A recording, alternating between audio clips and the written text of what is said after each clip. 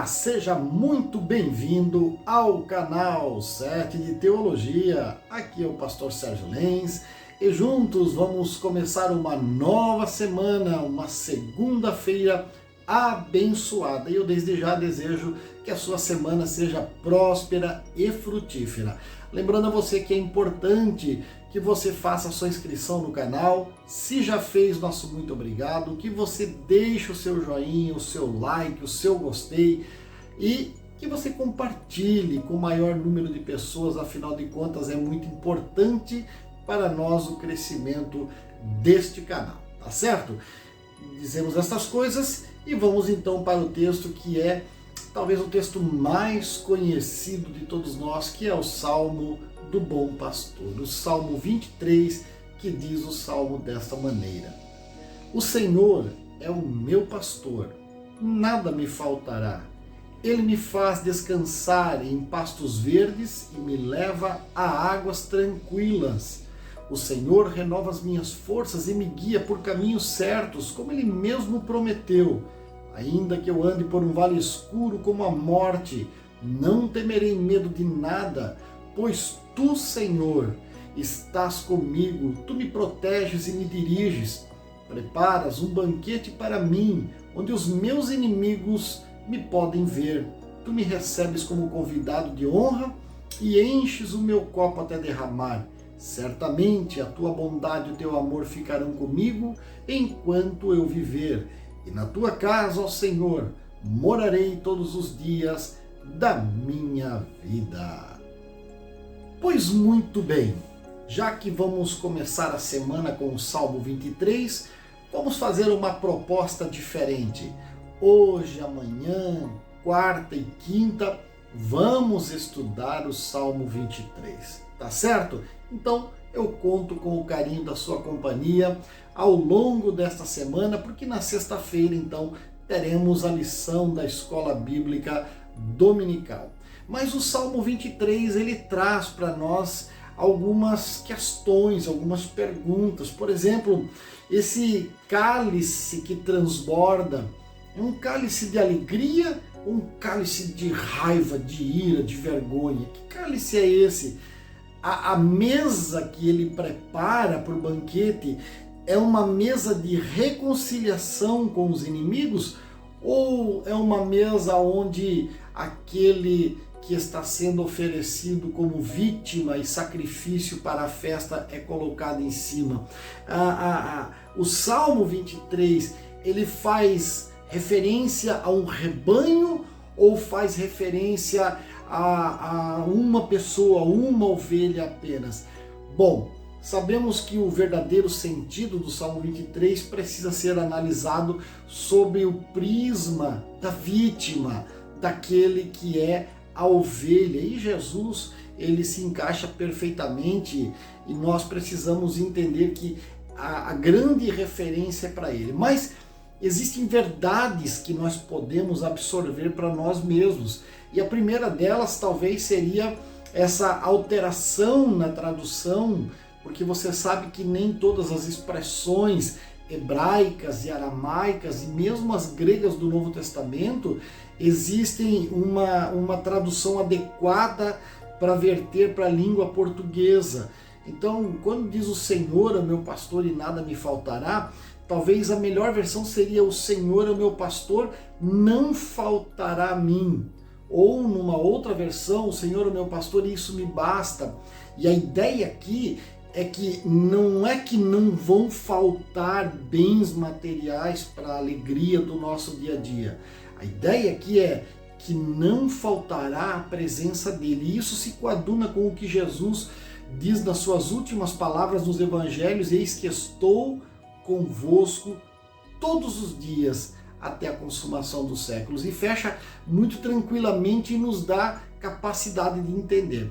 Então você sabe que esse salmo, ele é um salmo tratado em 4 fases, em 4 estações: na primavera, no verão, no outono e no inverno. Exatamente nesta ordem estão os seus versos. E nós começamos depois do verso 1, onde nós entendemos que é a presença do Senhor que basta, é Ele que basta, só Ele, nada mais, Ele é suficiente, ele então vai nos falar que o pastor leva essa ovelha a se deitar nos verdes pastos. E é importante que você entenda, na perspectiva de uma ovelha, a ovelha só se deita em situações especiais.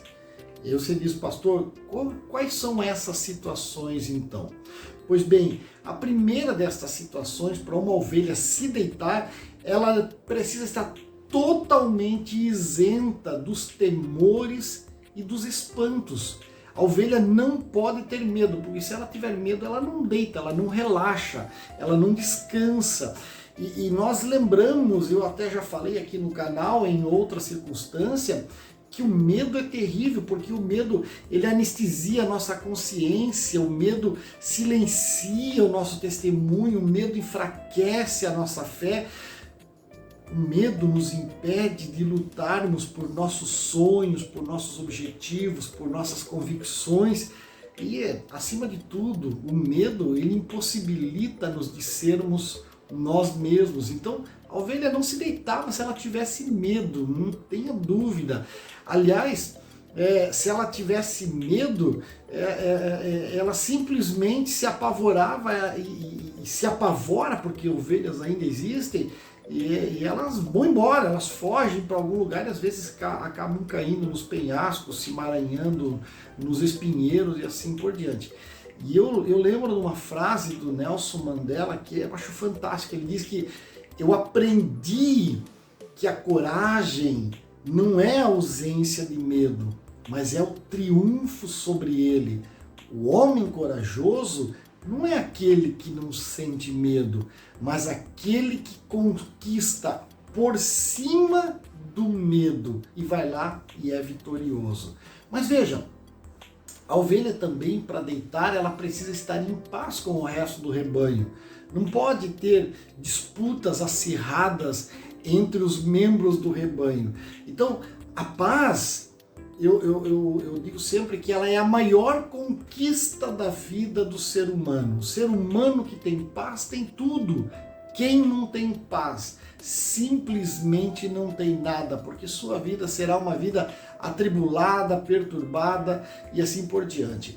Mas para a ovelha se deitar, ela também precisava estar livre dos carrapatos, das moscas. E até uma das figuras de Satanás é um dos deuses cananitas antigos, que é Baal-zebub, o senhor das moscas. E as moscas, elas trazem perturbação para as ovelhas, porque elas entram no nariz, entram nas orelhas, depositam suas larvas. E exatamente como Satanás opera na vida do cristão. Ele deposita falsos milagres no meio do rebanho de Deus, causando divisões e problemas, enganando as pessoas, não tenha dúvida. Ele capacita falsos mestres para se levantarem e trazerem falsos ensinos.